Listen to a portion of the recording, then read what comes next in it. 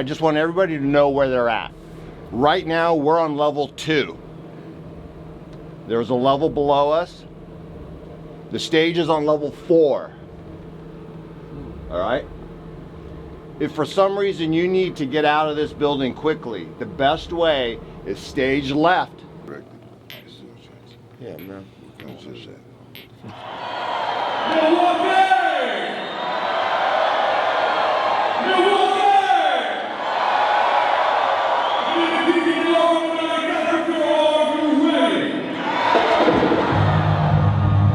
Your boy Trace coming to you live and direct from Milwaukee. That's right, the Eagle Ballroom tonight is the site of the Cypress Hill, Atmosphere, Lupe Fiasco, and Farside.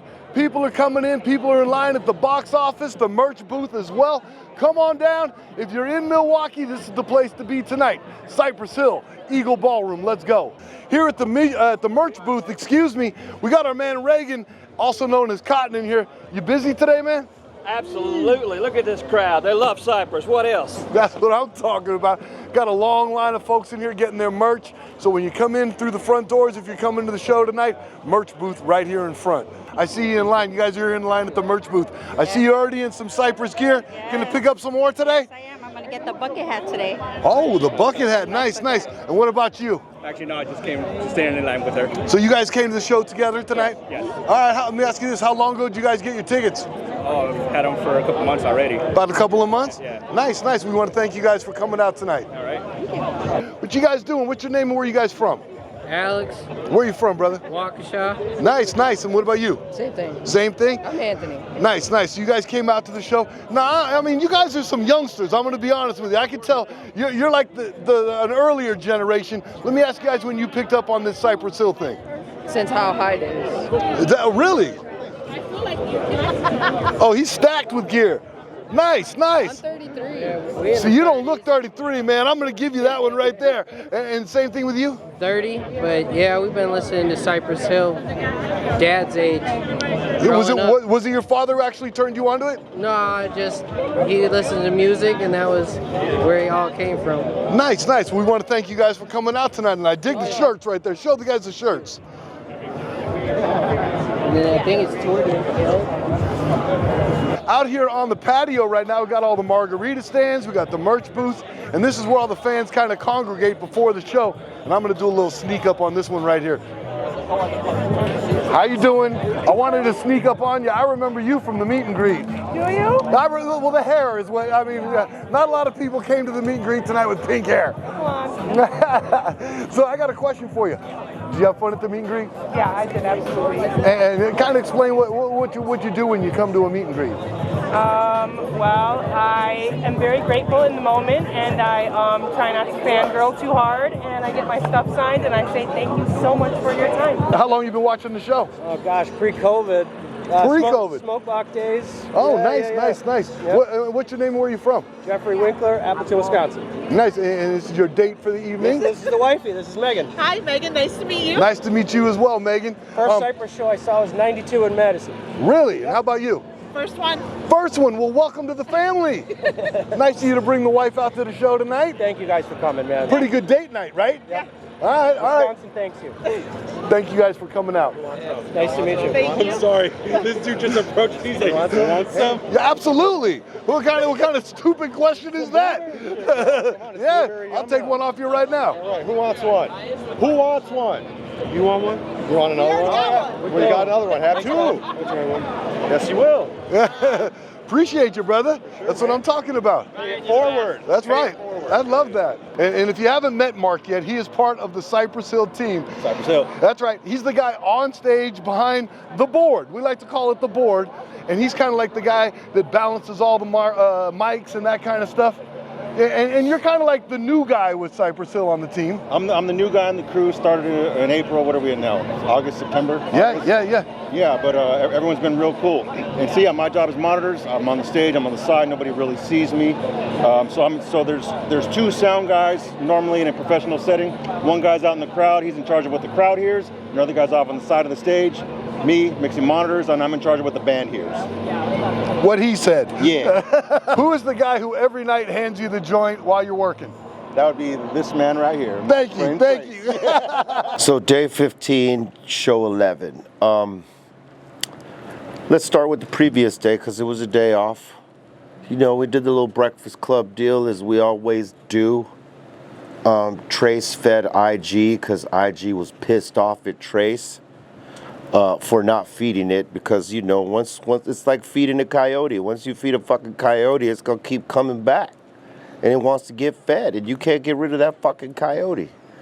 And then it's a pain in the ass, and you know, it you know, causes you irritations, aggravations, and all those type of frustrations. And you know, so, and for the mojo, Trace has to feed Instagram. If he doesn't do it, shit happens. I don't know. So he fed it. It was our day off, no problem. We didn't have to hurry anywhere. We didn't have an itinerary that we had to follow. We were just kind of playing it by ear. So we decided, you know, okay, we'll get a couple of hours of power, take a little nap after breakfast. We smoked one with B in his room before.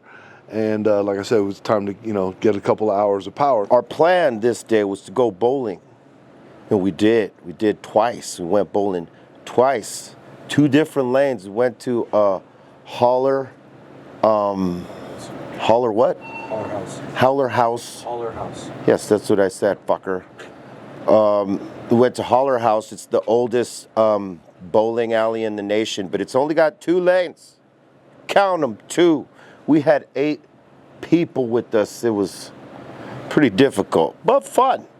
A lot of history in the place, you know what I mean? You go in there and you see all the plaques, the bowling balls, the shoes, the memorabilia of champions that have gone there to get their roll on in the 2-lane historic bowling alley. What was cool about this alley is it didn't have all the electronics that you would see in a modern bowling alley, like you roll and, you know, you either hit or gutter, and then it resets the pins, spits your ball back and all that, right? I'm sure anybody that's been bowling has seen that. They had the old school bowling still in place, which meant that back in the day, there was a dude who would be in the backstop, wait for the ball to make contact with the pins, take whatever pins that were hit, put them back in the rack, and then physically roll the ball back to you on the rack going back. So we were witnessing this kind of old school type of deal, and it was cool. They were still on the old system that you had to have somebody in the back, like a pin organizer, a pin guy, you know, that takes the pins and puts it in the thing so it can, you know, or they can all be up again. They had a guy resetting the pins as we bowled.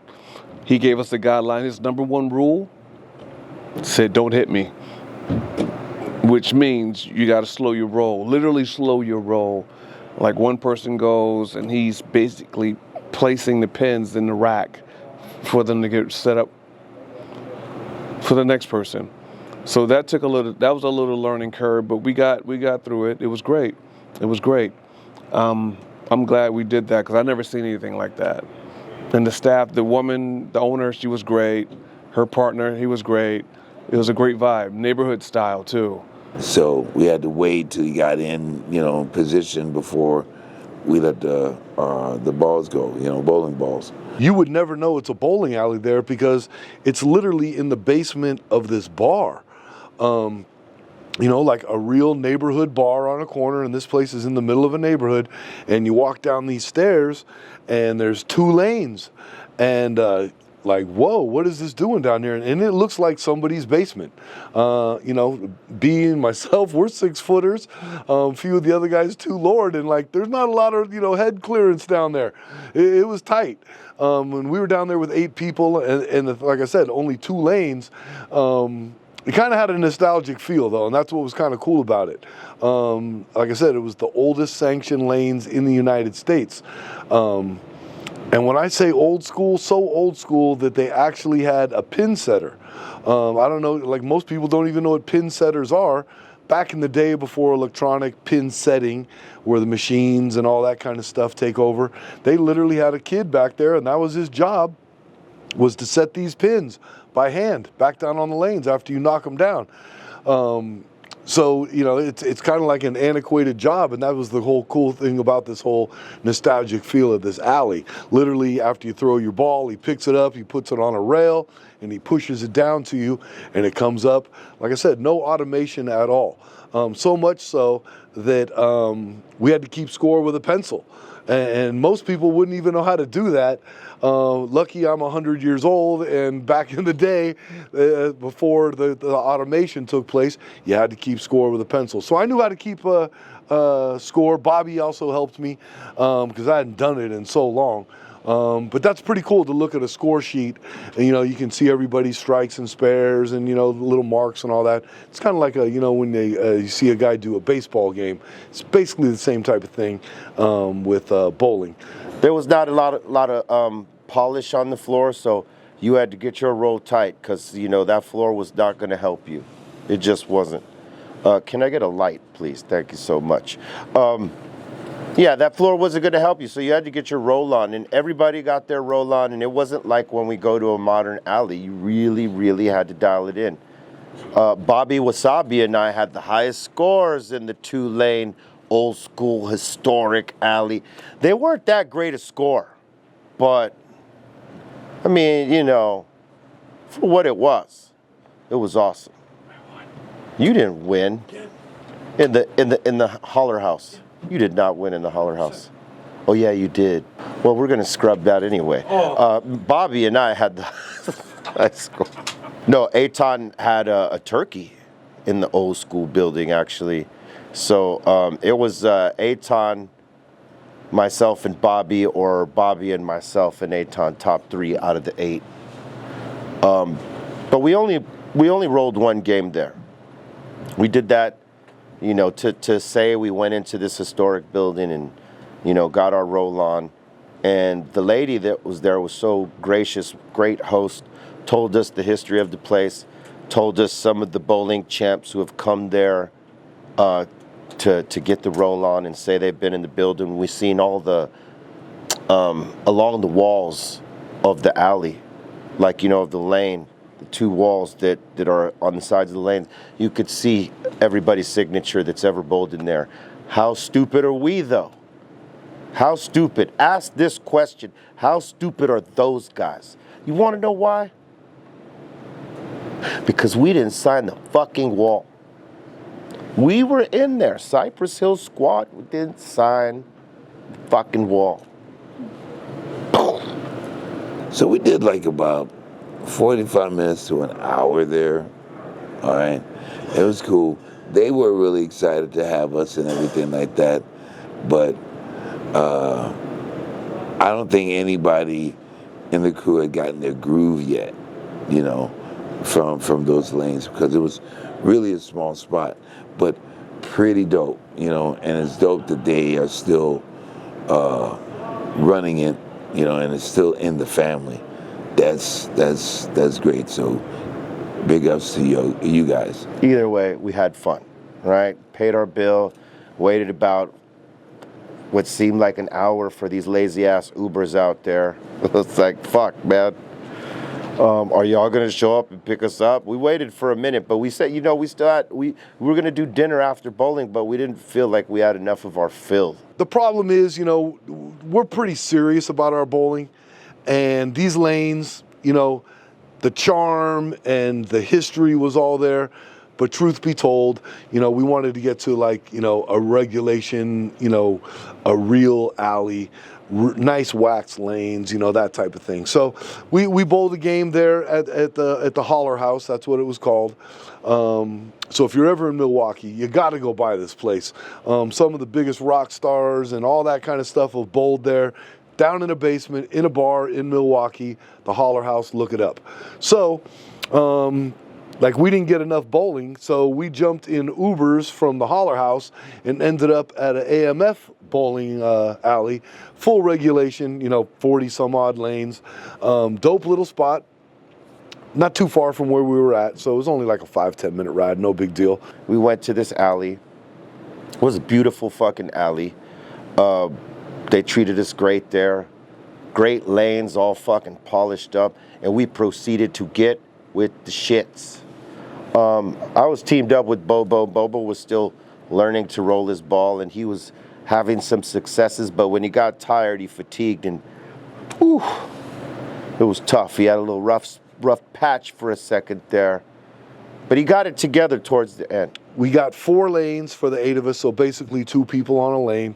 Bobo and B were on 1 lane, Bobby and Carly, myself and Lord, and then it was Mark, our board guy, and Aton. Sometimes you got to take it back to the beginning and then quickly move up to the present. So that's what this place was. And we, when we got there and started bowling, it's like, okay, everybody was starting to feel a little normal. You know, I got Bobby, he was killing it, our stage manager. You know, Carly, she was killing it. She has this crazy technique, like some old fairy does twinkle toes, yoga influenced kind of like bowling skills. I mean, and she was hitting strikes, man. I'm telling you, she'd do some old ballet type shit, and you know, and it damn near worked all the time. We went bowling, but me, staying true to form, I went into the portal. For those who don't know what the portal is, I went shrooming. Had to break out some chocolates to make the bowling a little more exciting. It was very exciting. I had my game all sideways, upside down, but it was exciting. So exciting that we decided to go to another bowling alley, an upgraded one, a modern one. And that's where all hell broke loose. We had the lanes spread it out. We had lanes with 3 lanes. I think we had 3 or 4 lanes. 4 lanes. So it was 2 person per lane. So we were able to bowl like back to back to back to back, which is what we needed, because we were all, you know, rusty in our game, being out here on the road. And I was paired with Trace, Smashburger. That's what I stuck calling him. Why I call him Smashburger? Because he freaking throws that damn ball like like Hulk smash, and he knocks the damn pins down. Magically knocks to fucking get strikes back to back. So once he started hitting strikes, I start hitting strikes. I start getting my groove on with it. I start getting my stride. Everyone else start getting their stride. And you know, once the competition start happening, then certain ones in the crew, they want to start battling. Smashburger, the freaking Cannabis Cowboy, aka Be Real, Bobby, aka Need a Translator After Midnight. They got some serious heat going on, and I gotta step my game up. I gotta work on my game before I even step into that realm, because them boys are serious. You will see that in the future. That battle will take place live and direct. But back to my portal. So we went to another bowling alley. Of course, I had to have more shrooms. So by this time, I can't even feel the fucking ball in my hand. But it's I'm playing pretty decent. I'm keeping up. Trace and I won the first game. Not that it was a big. Again, Trace is in the competition. He was watching the numbers. I was bowling. I was trying to get my technique and everything, you know, up to par, and simultaneously melting. There was like some friendly competition. Truth be told, it was kind of all 4 lanes were pretty much equal between 10 and 20 pins. It was no big deal. But as usual, you know, there's a little, you know, rivalry within. Now, Trace and I started talking that old bullshit to each other like we do, and you know, our teams were, you know, pretty much, you know, all rolling against each other. We had 8, so it was 2 per lane, something like this. And we were all seeing who would have the highest scores at the end of the night. But because of all the shit Trace and I were talking to each other, we ended up rocking a 1-on-1. Trace, though, he was, you know, he was killing those pins, and he felt a little unstoppable, you know what I mean? So him and B was kind of going back and forth, like, yo, you know, what's up? You know, well, all right, you know, let's do it then. Let's run it back then. B, when he's bowling, he's always just looking at what I'm doing, and when he's bowling, I'm always looking what he's doing over there. Did he get a strike and that kind of stuff? So the competition, you know, it starts a little bit of barking at each other and a few smart-ass remarks, and then before you know it, whole lot of cheerleading from the sideline takes place. And what I mean by that, Carly's over there throwing gas on it. Well, you know what you should do? You guys should just play each other. Oh, that's a great idea. Let's just, you know what I'm saying? That's the worst idea. And I had already taken my shoes off because I'll be honest with you. We bowled 3 games. I was done. I'm not out here trying to, you know, do nothing. I'm bowled my 3 games, my game at Holler House, 4 games. I'm done. I want to smoke a joint. I want to get some food and chill the rest of the day off. They all start talking shit. Everybody. Well, why don't you just play it? And why don't you just, well, you guys should just go. Okay, so then B's over there, and then I forget what it was that he said, but something sparked it, and I was like, okay, all right. First of all, where's my shoes? So I started putting on my shoes. I'm ready to go. So he and I went at it. We had never played one-on-one ever before. And I was like, this is either the greatest idea or the worst idea. This is like going golfing with your boss. It's like you can't beat your boss, you know what I'm saying? You know, that's not going to end well. So you let your boss win. But I just don't have it in me. This is not going to end well. And I remember Mark was sitting next to me, our board guy, and I walked by him and I said, this was the worst idea ever. So here we go. So he let me go first, you know, age before beauty, I guess. And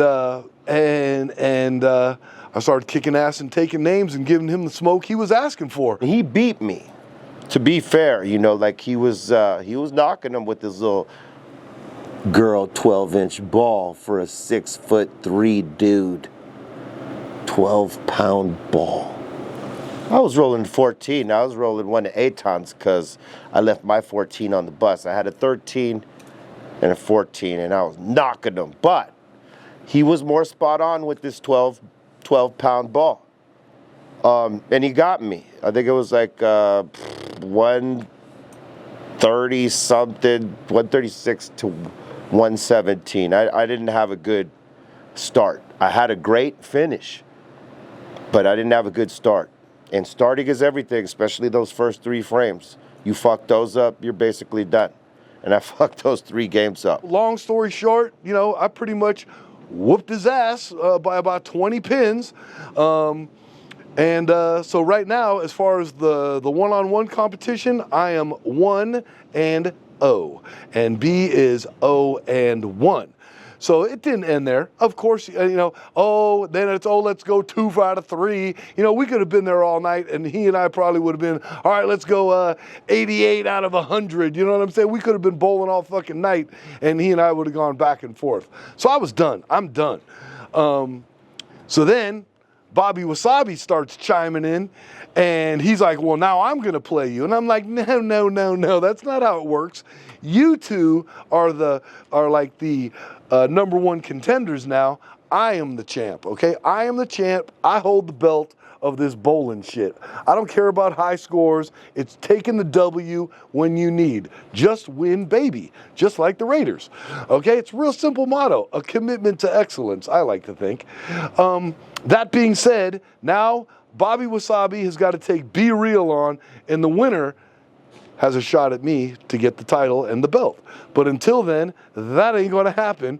After speaking to my management, they have suggested that I just sit on the title for a while and enjoy it. So that's what I'm gonna do. Like right now, I hold the belt. So like, you know, it's just like boxing. And B understands how it works. The champ decides when he's gonna fight again. Well, I'm gonna decide when we roll again, and we'll roll again after him and Bobby. That being said, Bobby Wasabi is a serious bowler, no doubt. And I heard B talking his shit, how, he went right-handed and he could have went left-handed, and, you know, he can bowl with his left hand and he took it easy on me using his right hand. bottom line, I could have beat him with my foot. I could have used my toe grip, and I'd have beat him. Come on, man. This is a walk in the park. The seasoned, wily old veteran right here, okay? The 60-year-old. Bottom line is the champ, like it or fucking not. But after that game, we still had time to, you know, just roll for fun and not roll against each other. We had extra time before we were going to go to dinner, and I bust out the left hand. Let me tell you what, people, I could roll with this right hand, but this fucking left hand is something else. I didn't even know I had it. Locked in the case, a weapon, locked in the case. The whole time, break in case of emergency. Know what I'm saying? This fucking hand, look, I don't ever roll left-handed. I tried it once or twice, just 1 or 2 rolls. Anyone could tell you I'm a righty roller. But I said, fuck it. I took a 12-pounder, I copied Trace, and I rolled with my left hand. And I got a 150 with my left hand. Be Real saw that I'm a lefty. He started trying to bowl left too. He actually got it. He started getting some strikes too with that left hand. I don't know how the hell he did it. Maybe because that magnet he got in his new ball. I don't know. Some shit. Chase won the first game, but usually when you do these championship kind of things, there's more than one game, you know. So he just like won and just shut it down, and you know, B was like, yo, this is, what are you doing? This is not part of the whole shit. You know, I mean, you can't do that. You know, and Trace was like, first of all, you know, and my skills, you know, all that shit. You know, so we're going to have a rematch, you know, between Be Real and fucking Trace. This should be interesting. Last couple of rolls, I wasn't even rolling where you're supposed to roll from. I was rolling way back, like way further back, just trick rolling. And I got a 150. And I, you know, Trace was looking at that like, oh shit. He does that with the left hand. Oh my God. And then I broke out the two-handed roll, which Aton does too. But I'll kill Aton in the two-handed rolling. And they all saw it. They were like, wow. I was hitting shit. They could not believe. I racked one and I left 2 in the corner. You know what I mean? I had 2 pins left and they were all the way in the back corner. And I rolled from the first arrow and put a crazy spin on it with the two-handed roll. And it fucking broke right at the right time, and bow! Those 2 fuckers went down. Everybody went crazy in the building. They filmed it. They don't want to give it to me because they think my head will go. But I'm not Jack in the Box. It doesn't happen like that for me. I just know what I'm capable of, you know what I'm saying? And Aton doesn't want to see me with 2 hands, but the competition ain't between me and Aton, because him and I, you know, we practice roll together when everybody else pusses out. Aton's the only one that will roll with me, fucking roll for roll and not falter, you know what I mean? The Russian is strong in that regard. You know, so I started breaking out these rolls and they could not believe it. They're like, how come you just don't roll like that? I said, because it wouldn't be fair. You know, like if I had rolled with 2 hands against Trace, I would have wiped him. That wouldn't have been nice. He's 60 years old. People would have said, like, you know, why are you picking on the seniors, Be Real? That shit ain't right. Ain't he your friend? Why are you dogging him like that? You know, I don't want to do that. You know what I'm saying? He's my friend. So I gave him the right hand without the other assister, you know what I'm saying? And, you know, I tried to make it fair and easy, you know what I'm saying? But next time, because there is going to be a next time, I will get my revenge. I am going to bust out the technique. And he ain't got no chance. I'm sorry, Trace. I know you're standing over there or somewhere going, first of all, you're not going to roll like that. Second of all, I don't know what second of all this. Okay, let's skip this because I had too much fun and I burned my fucking leg out bowling. They don't know how to stop.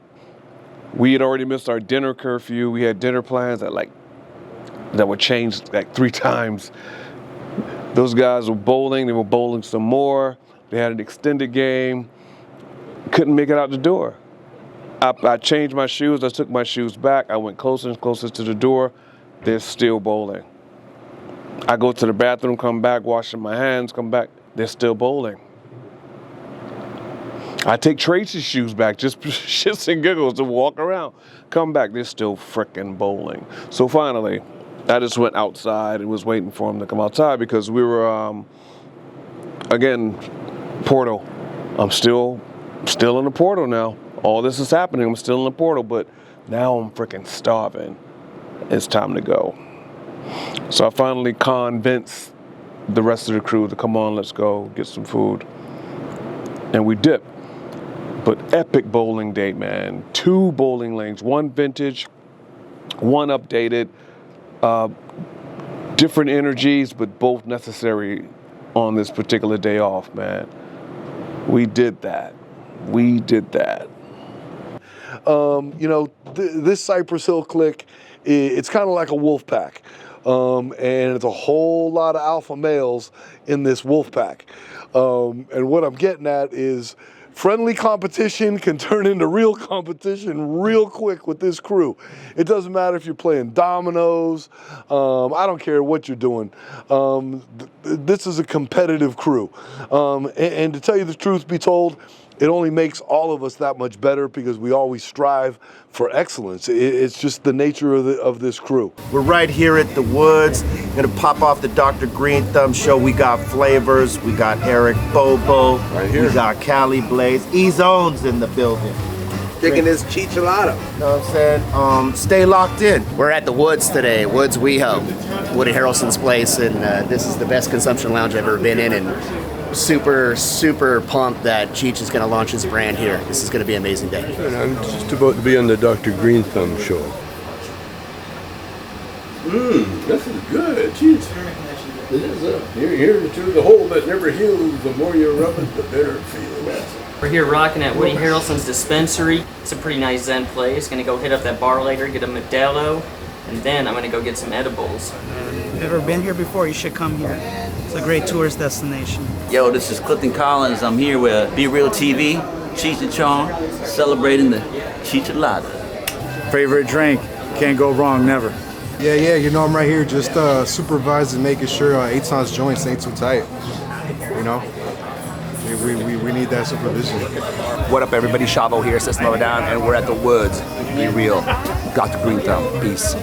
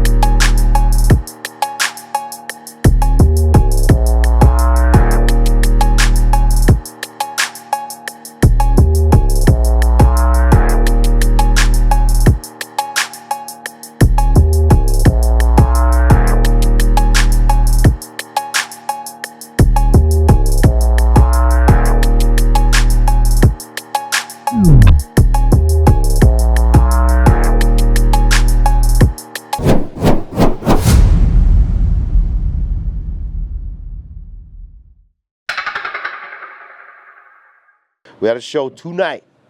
You know, Wisconsin, Milwaukee, Milwaukee. And we've been in this building before. It's got history. There's a pool in the basement where a little girl, I believe, died, drowned in the pool. We found her on the bottom.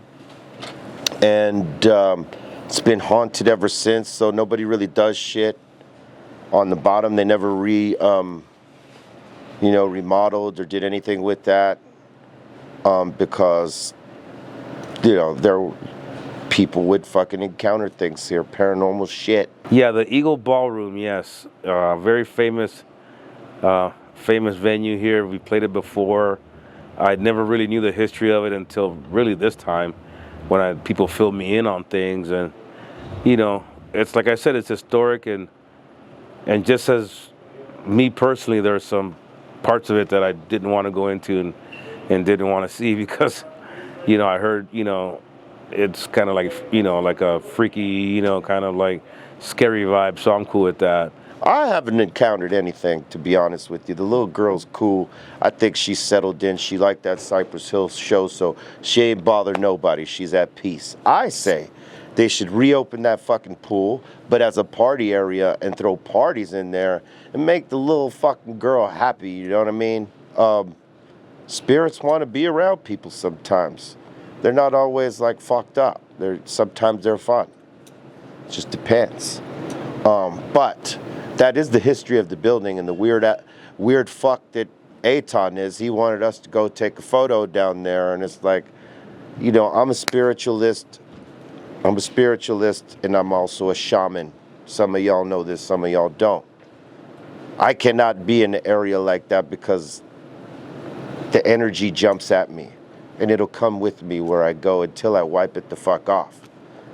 And I can't bring that on the bus. I can't bring that in the dressing room. I can't bring that on tour. I can't bring it home. And I don't got the tools to wipe it off right now. So, X-nay on the pool play. You know what I'm saying? And we didn't end up shooting down there. And, you know, I think you got to, like, for me, knowing how things work in that world is you got to put an offering to the little girl for her to be at peace with you doing shit down there. Follow me, gentlemen. We did the meet and greet, and we had some great fans with some great stories. Another anniversary, 22-year anniversary, that they came on their anniversary to this show, and it was awesome. Then there was a father-daughter pair that came.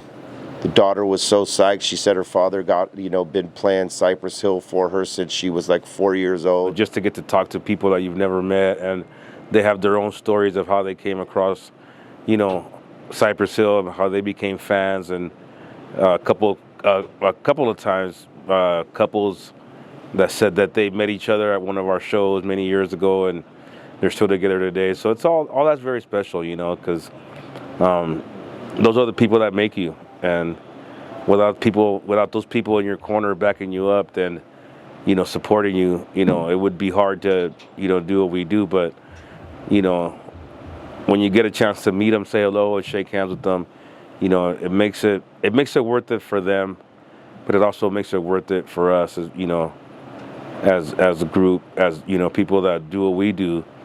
To meet the heads that help you get there is very important. It's crazy. We've been hearing a lot of stories, you know, anniversaries, first dates, and, you know, all this stuff. So this is really cool to hear. You know, it trips me out that, you know, we've been a part of a lot of people's lives, or some of them, like their relationships with their current wife or husband. Seems crazy. But something really unexpected happened to me personally. There was a guy that came on a meet and greet, and his code name or his social media name is Big Papa Trop. And, you know, he's bought stuff for me on my Whatnot page, you know, Bobo's Garage. You should check it out. And he had a gift for everybody. You know, he gave Lord something like related to Enter the Dragon, and he gave Sin, you know, something, and all of something. And he gave me a picture of my dad that I've never had seen before. And not only that, but attached was a contract. So yeah, like a contract for a gig, and it was in 1979. But the trip about this is that it was on this day in 1979. So a contractor showed that my father was going to do at some restaurant in Downey, California, and August 22nd, August 22nd, 1979 was the day of the show. Playing this day, August 22nd, 2025. You know, that doesn't really happen like that. So it kind of tripped me out a little bit, you know what I mean?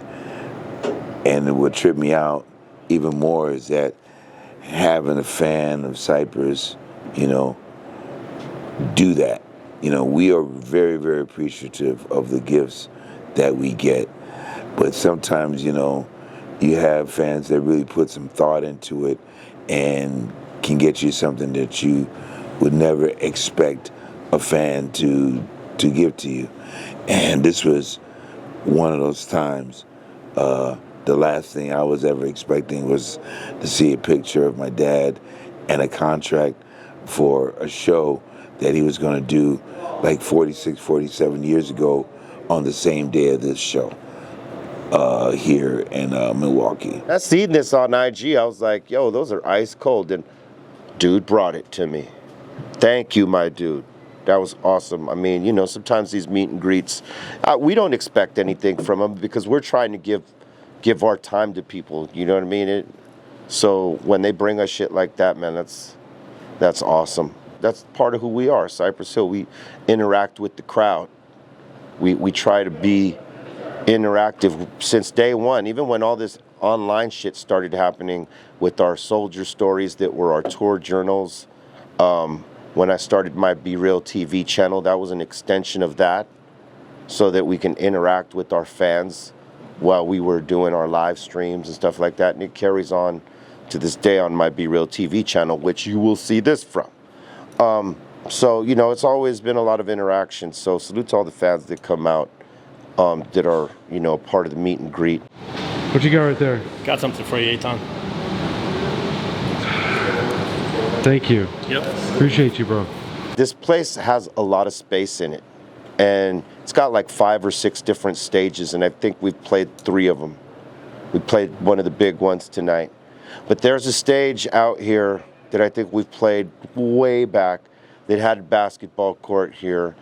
And Bobby Wasabi and Eitan decided they wanted to play a game of horse with me, you know what I mean? And, you know, first I had to cut Eitan's throat.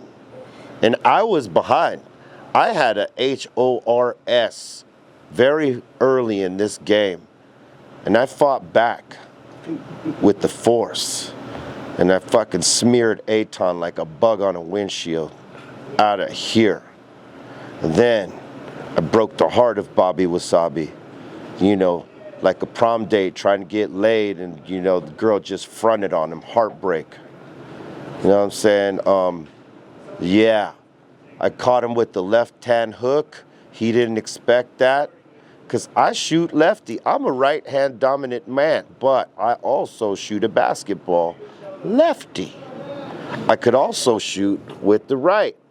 I don't often because it's not challenging to me, but with the left hand, served him up, gave him that horse. Bobby thought he was going to win because he got me on HORS really fast. He was making some shots and I couldn't get him, and then I fucking got rid of Eitan, and then I got on a roll. And the left hand started hitting. Before you know it,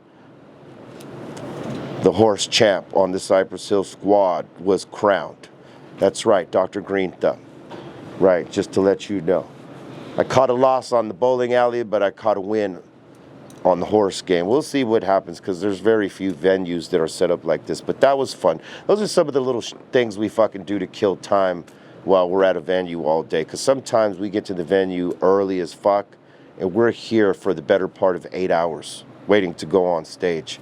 Sometimes we get there late and it's maybe like 3 to 4 hours, but when you're on tour, sometimes you get to the venue really early and you want to, you try to figure out shit to do. We'll do vocal warm-ups, which some of you guys have probably seen in some of these episodes. You guys probably looking at that like, what the fuck are they doing? We're warming our vocal cords. It's professional shit, baby. This is how we sustain and maintain and always gain. So that's how it happens. When we got to the dressing room, we got to the venue, the dressing room was dope. It's like Electric Lady style, for those who know. You got the tapestry, we got the lava lamps everywhere, we got the letters with the lights inside the letters that spelled out Cypress Hill. It's a vibe. And I, for one, like dressing rooms like this because I can zen out. Myself, I can relax, I can create, I can clear my head, No one likes a freaking janky-ass dressing room to be up in before showtime. You want to be comfortable backstage. If you want to lounge, if you want to take a nap, if you want to work on some music on the turntables, if you want to just hear something, if you want to just kick back and hear nothing. Having a dope dressing room matters. It really matters. It sets your tone. Really does. That's a pro tip for all you rookies out there. That's a pro tip. See if you can get what I was trying to put down right there. It's like a puzzle, B. Oh, man.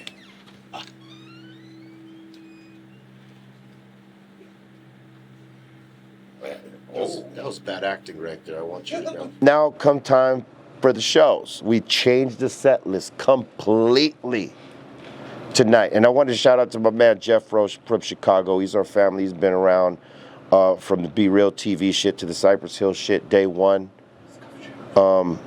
We call him Scuff Shoes, but his shoes are pretty clean. That's just a nickname. Sometimes, people get caught up in a nickname, but he's one of our brothers, and he's been representing for us with a while, and he came to this show, and I value his opinion on hip-hop. You know what I'm saying? Because, he's one of those guys that's a student of the game. And so I constantly, when I come here and we do a set or something, I'll either play him some new shit or I'll ask him opinion about the set, because he's fucking seen them all. What can I tell you? He's been to all our shows in Chi-Town, flown out to other shows to see it, like, dedicated. And that's, he's become family. He went from a fan to family. And sometimes that shit happens. It's a very rare and unique thing, and it's special. So salute to my brother right here. Reason I bring it up is because, like I said, and like we've said in some of these pieces, we've been flipping the set every day. And today I flipped the fuck out of it. I'm not thinking about the flow of the song. Okay, you're not. I'm not. Okay, look, the flow of the songs will work. We could change the order of the things to what makes more sense. But the first three groupings are the first album, the second album, the third album. So it went like this. My idea was first decade, or not first decade, first album, the four top songs, or four of the most renowned songs of the first album. Then we popped off with four of the most renowned songs of the second album. And then we went into four of the most renowned songs of the third album. So, Cypress Hill self-titled, Black Sunday, Temples of Boom, 4-pack of each of those albums. And then we went into the Weed medley, which has a little combination of songs from the different albums, features from soundtracks and shit like this. Roll 'em Up, Light 'em Up, being Friday soundtrack, the shit with Red and Meth. What is it, Rockweiler, or I can't remember the name of the fucking Cisco Kid. There you go. Sorry. Those are featured songs on soundtracks. Just mixing it up there, and then the fucking knockout blow at the end. we really ramped them up. You know, it's one of my favorite set lists that we've done.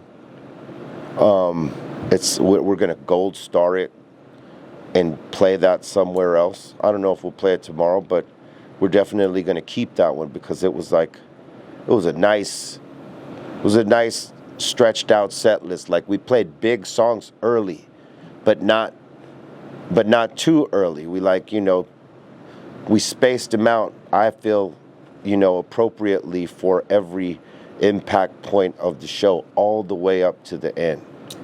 Then we hit him with that. Then we hit him with the special track. And some of y'all might know what that is, and some of y'all probably gonna have to go do your research.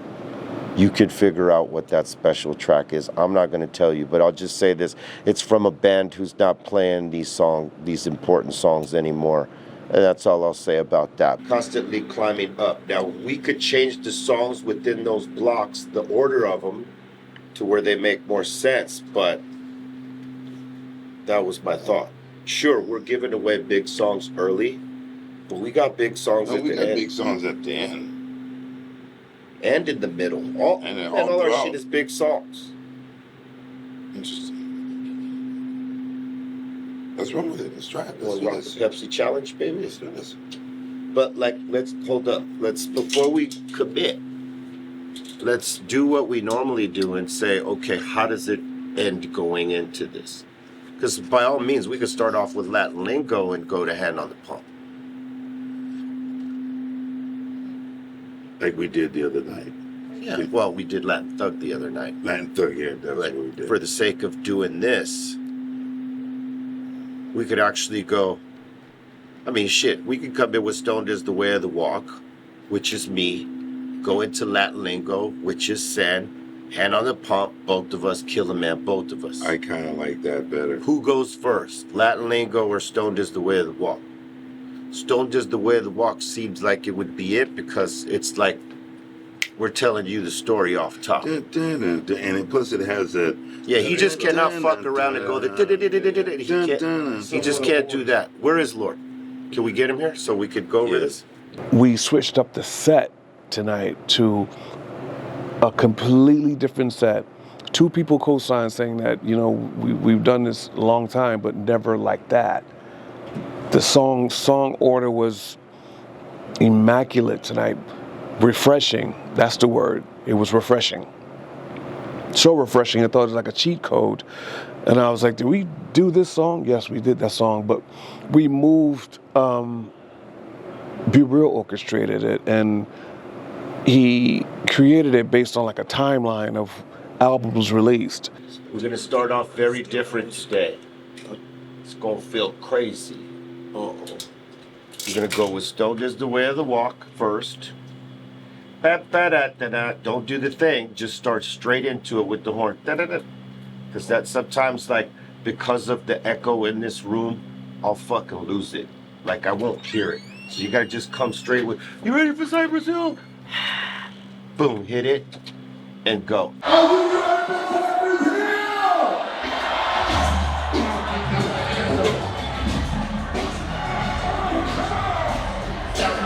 Right, so Stoned is the Way of the Walk up to where we normally go into, right? Right. And then rolling into Latin lingo. So let's figure out how we make that transition. We hit the ass like the boot of that stinking. Boom.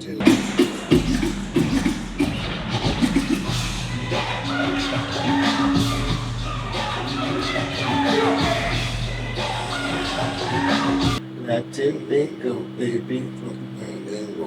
Does it, or does Give it me the sound drummer song. Give me the drummer song. 1, 2, 3, 4. Are you feeling alright? Are you feeling alright? Are you feeling alright? Say ho!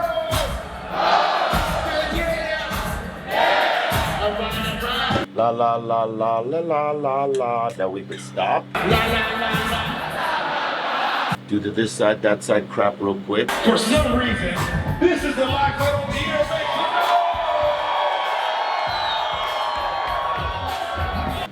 Boom, going to Kill a Man. Here is something you can't understand. What? motherfucker, just kill him, man.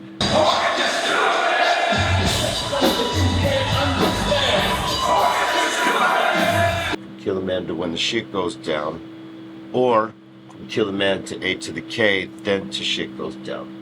Hey, when the shit goes Or down.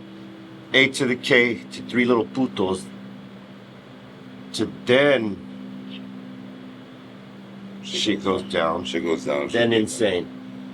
Shit goes down is that should go in the first and that's set, I think. It should go first. Yes. After kill a man. Yes. Okay. So when the shit goes down, you better be ready.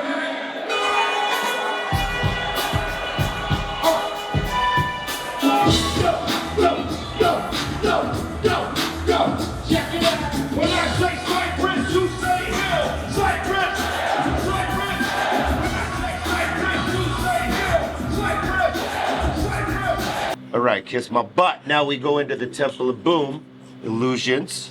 Three little putos kind of the same, but close to the same temple as A to the K. A to the K is like a little bit faster. A to the motherfucking K. We Live and direct. So we coming out of So What You Want now. Yeah, oh yeah, that's right.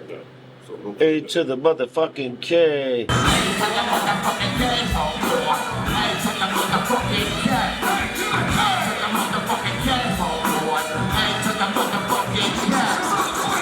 Live and direct.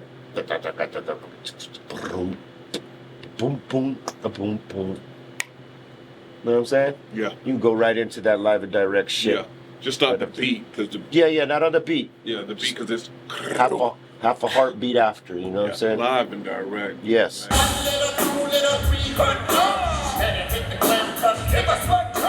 Then, I like that. Yeah. We did it last time. What do you know? Click, clack goes the gun, big 'em. But make 'em run. We are live and direct, the incredible Cypress Hill. We are live and direct. Cypress Hill, blah blah blah blah blah. Cypress Hill. And then I'll ask about the vibe. Are you vibing tonight? Yeah. So that's a be a stop. Yeah, it's a stop, and then who are you trying to get?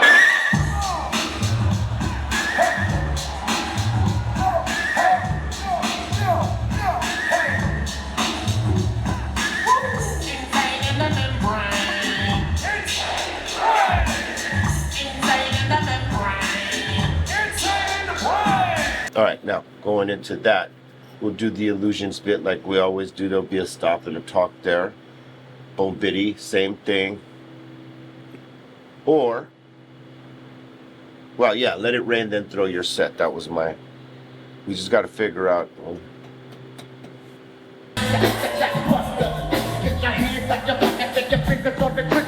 That's what fly. We don't die, we multiply. Throw your set up in the sky. There was one flub tonight. No, excuse me, two flubs.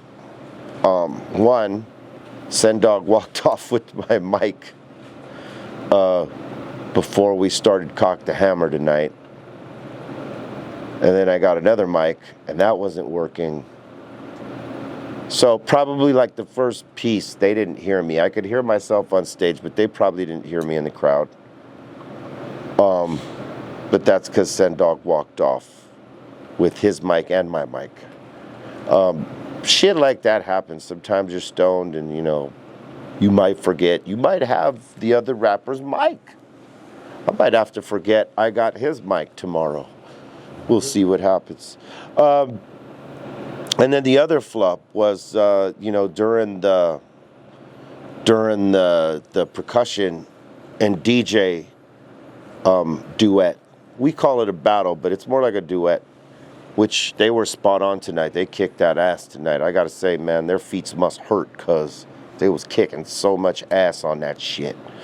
I fucked up because when I introed it, I was behind the actual beat, like a half beat. It was like some Twilight Zone shit.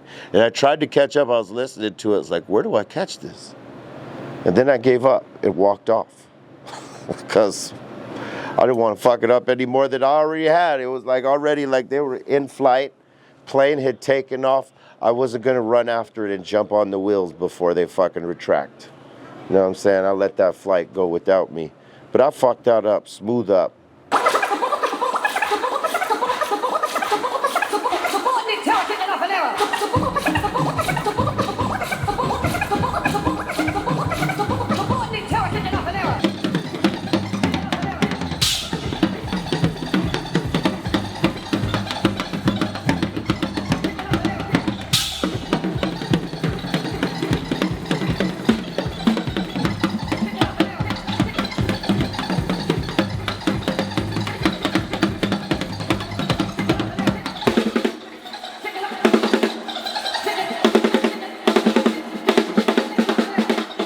Today, the Milwaukee fans, they showed up very deep and represented very well.